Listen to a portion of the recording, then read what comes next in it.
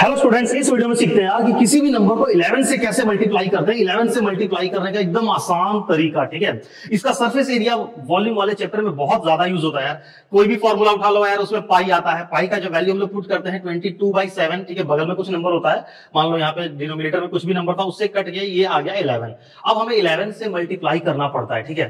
तो 11 से मल्टीप्लाई करने का एक बहुत आसान तरीका है। आई होप तुम्हें पता हो तो अच्छी बात है, नहीं पता है यार तो यहाँ पे सीख लो इस वीडियो में, ठीक है। देखो कुछ एग्जाम्पल मैंने ले रखा है। देखो इतना ज्यादा आसान है, तुम बोलोगे यार आज तक मैंने इस पे ध्यान क्यों नहीं दिया। 43 इंटू 11, जिस भी नंबर को यार 11 से मल्टीप्लाई करना है, वो 2 डिजिट नंबर भी हो सकता है, 3 डिजिट, 4, कितना भी हो सकता है। अगर 2 डिजिट का नंबर है तब तो उस नंबर को एज इट इज लिख दो और दोनों को जोड़ के बीच में लिख दो, हो गया ये 11 से मल्टीप्लाई। बस इतना ही है कि दोनों नंबर को लिख दो और दोनों को जोड़ के बीच में लिख दो, इतना ही करना होता है, ठीक है।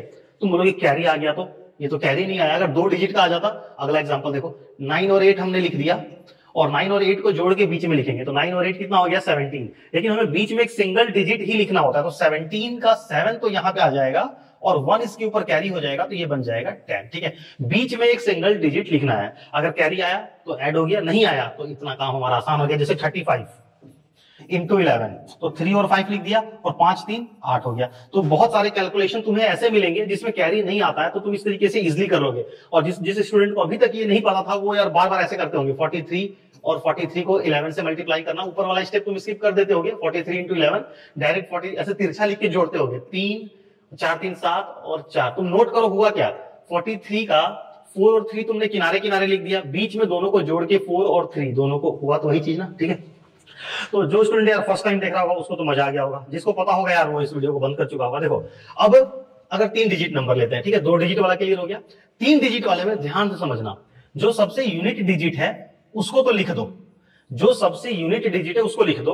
उसके बाद अगल बगल सारे नंबर को जोड़ते चले जाओ, जहां कैरी आएगा उसके बगल वाले नंबर पे शिफ्ट कर देना और लास्ट में 1 लिख देंगे, ठीक है। देखो एकदम ध्यान समझो, 5 हमने लिख दिया, फिर 5 + 2 7, ठीक है। फिर 2 + 1 3 और लास्ट हम 1 तक पहुंच गए। अब इसके आगे और कोई नंबर नहीं है तो हम 1 को यहां पे लिख देंगे, 1 3 7 5। एक और छोटा एग्जांपल, 2 3 4 5 इंटू 11 करना है, ठीक है। तो हमने 5 लिख दिया, 5 और 4 9, 4 और 3 7, 2 और 3 5, लास्ट हम 2 पे पहुंच गए, 2 लिख दिया। इसमें कहीं कैरी वाला कोई झंझट नहीं था, ठीक है। अब अगर देखो कैरी आ जाएगा तो क्या करेंगे, 345 इंटू 11 5 लिख देंगे, ठीक है। 5 और 4 9, 4 और 3 7, कोई कैरी नहीं आया, लास्ट हम पहुंच गए 3, तो यहां पे 3 लिख देंगे, ठीक है। अब इस वाले में आएगा कि इसमें भी कैरी नहीं आएगा, देखो 3 लिख दिया, 5 3 8 हो गया।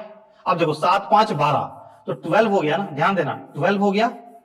तो 12 का 2 तो हम यहां पे लिख देंगे और 1 चला गया कैरी में, कहा किसके ऊपर कैरी में गया, तो ये चला गया 1, क्योंकि हम 7 तक तो पहुंच चुके हैं ना। 5 + 7 हमने किया है तो कैरी कभी भी उसके आगे वाले नंबर पे करते हैं, 7 के आगे तो कुछ है ही नहीं, तो ये कैरी अभी यहाँ पे 7 के आगे चला गया ना, ठीक है। अगर 5 + 3 यहाँ पे कैरी आया होता तो वो 7 के ऊपर आता, लेकिन 5 + 7 यहाँ पे कैरी आया है तो 7 के और आगे चला गया, हम यहां तक पहुंच गए। अब क्या करें, हम अभी तक क्या करते हैं, लास्ट में जो पहला डिजिट होता था उसको लिख देते थे, यहाँ पे 7। अगर कोई कैरी नहीं आता तो हम 7 लिख देते, लेकिन हमारे पास कैरी अवेलेबल है तो 1 + 7 ये आ गया 8, ठीक है। और एक एग्जांपल, 5 लिख दिया, ठीक है। 5 + 8 13, तो 13 का 3 लिख दिया, 1 कैरी हो गया, ठीक है। पहले लिखा 5, फिर 5 + 8 13, 13 का 3 लिखा, कैरी गया 1, फिर 8 + 6 14, 14 और 1 15, तो 15 का 5 लिख दिया, कैरी हो गया 1, 0 + 6 6 और 1 7 लिख दिया और 0 + 7 7 हो गया। हम लास्ट तक पहुंच गए, अभी तक कोई कैरी नहीं है। अब लास्ट में क्या करेंगे, ये वाले यूनिट डिजिट को हमेशा लिख देंगे, ठीक है। तो ये आ गया हमारा। आई होप कि क्लियर हो गया होगा, और क्लियर नहीं हो तो एक बार वीडियो को फिर से देखो और कुछ क्वेश्चन यार तुम लोगों के प्रैक्टिस के लिए। चलो एक एग्जांपल और ले लेते हैं हम यहाँ पे, ये वाला ले लेते हैं 9।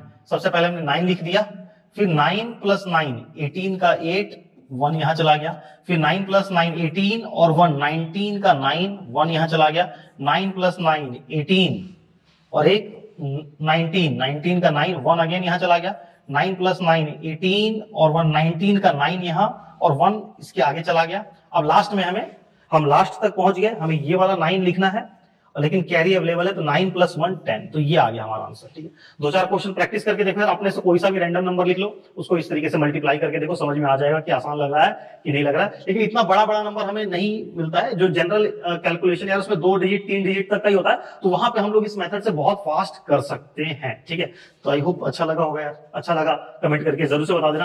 क्लास 10 में के स्टूडेंट यार फर्स्ट टाइम चैनल पे आए तो ये देख लेना यार, 10 की शॉर्ट सीरीज चल रही है, बहुत इंपॉर्टेंट इसमें, जिसमें हम लोग हर चैप्टर की इंपॉर्टेंट चीजों को डिस्कस कर रहे हैं। तो जैसे इस 11 से मल्टीप्लिकेशन का ट्रिक था, उसी तरीके से सरफेस एरिया वॉल्यूम में हमें 7 से बहुत बार डिवाइड करना पड़ता है, तो डिवीजन की भी ट्रिक बनी हुई है, जाके इसको भी चेक कर लेना, डिस्क्रिप्शन में सबका लिंक मिल जाएगा। ठीक है, चलो बाय बाय, इस वीडियो में इतना ही।